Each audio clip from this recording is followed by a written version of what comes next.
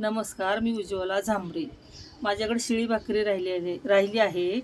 तर त्याचं काय करावं असा विचार केला. आजकाल गाई म्हशी कुठं दिसत नाही आहेत. टावरमुळे चिमण्या कावळे दिसत नाहीत, पक्षी. त्यामुळे असं वाटलं की चला वेस्टेज होण्यापेक्षा आपलं तुकडे बनवावे आणि तुम्हाला रेसिपी दाखवावी. हे मी भाकरीचा चुरा करून घेतला आहे पाण्यातून काढून, आणि कांदा चिरून घेतला आहे, कोथिंबीर चिरून घेतली आहे, लसूण चिरून घेतला आहे, कढीपत्ता घेतला आहे, फोडणीसाठी जिरे, मोहरी, हळद आणि हा कांदा लसूण मसाला आहे.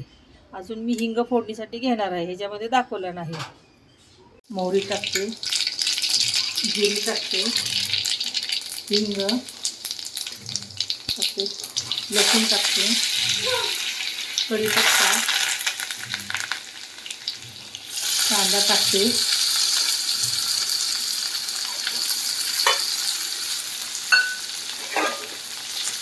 चांगला परतून घ्या.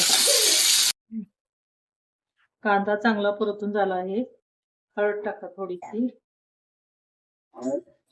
थोडंसं मीठ चवीनुसार,